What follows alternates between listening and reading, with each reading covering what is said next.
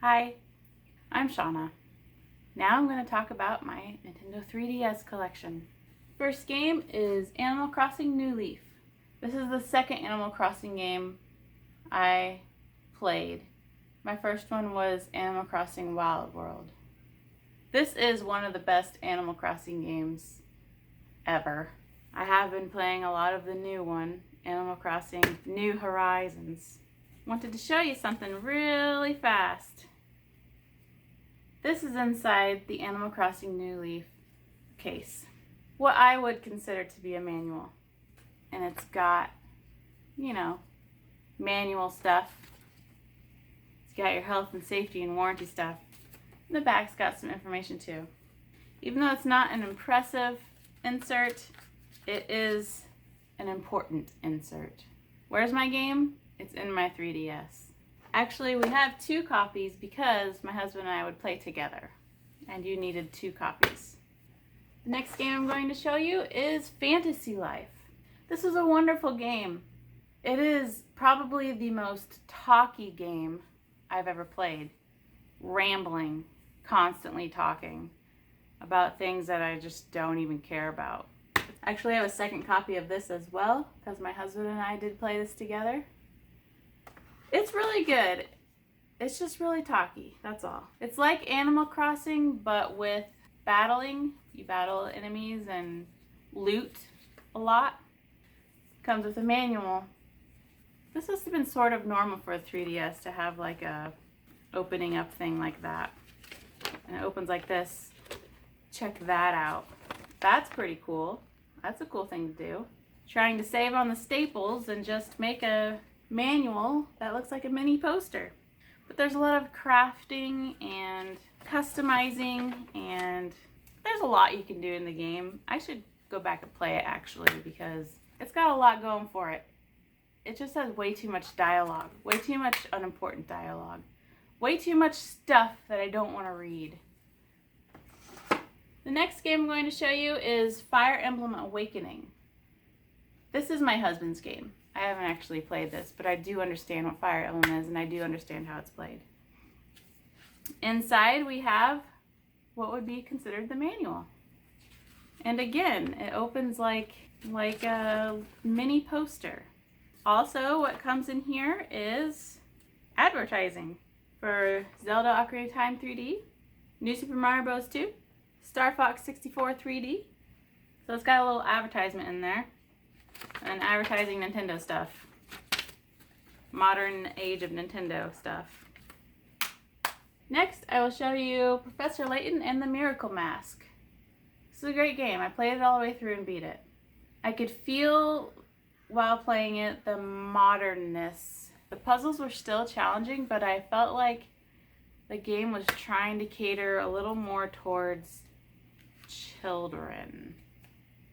It felt a little more kiddie. But you know what?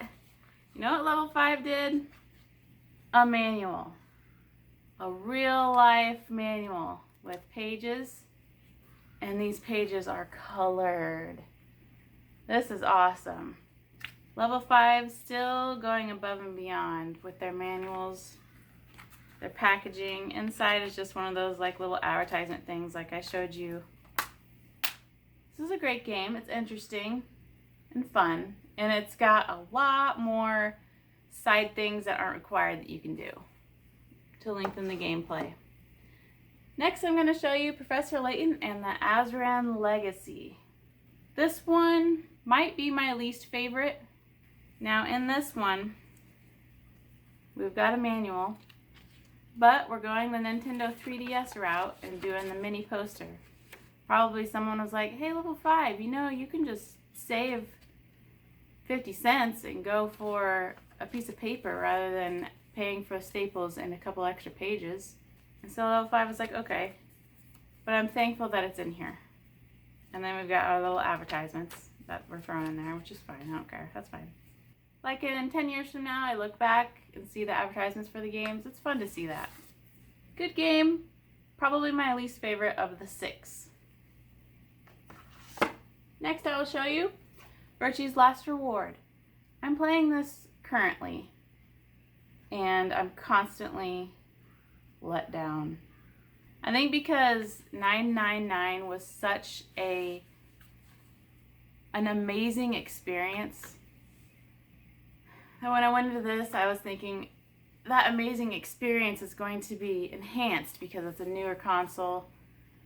Time has passed, plenty of time for new ideas and stuff. This game is so far, it just exists. I don't think the writing's as good. I just don't think it's as good at all. But it comes with a legit manual. It's still black and white in there, but it's got pages. They must have made a little bit of money to make an actual manual. And on the back, we've got this nice colored picture, which is cool. I like that. Very good.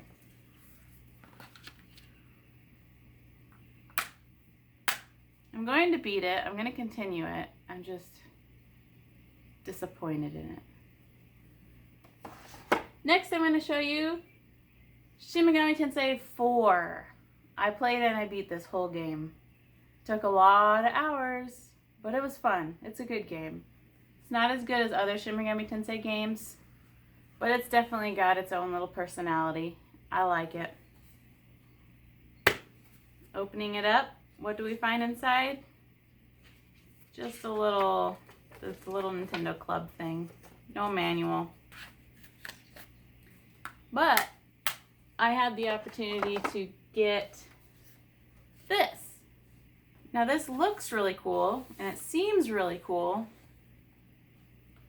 because it comes with this player's guide. We've got in here the soundtrack, which I think this Shin Megami Tensei game soundtrack is not as good as others. And then this comes with a strategy book.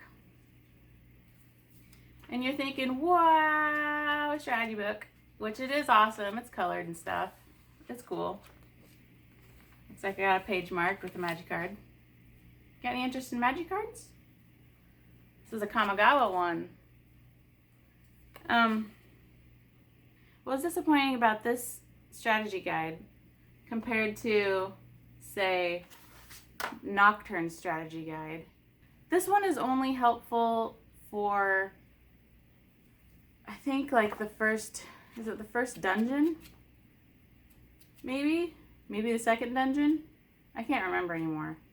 It's got the fusion charts and stuff like that.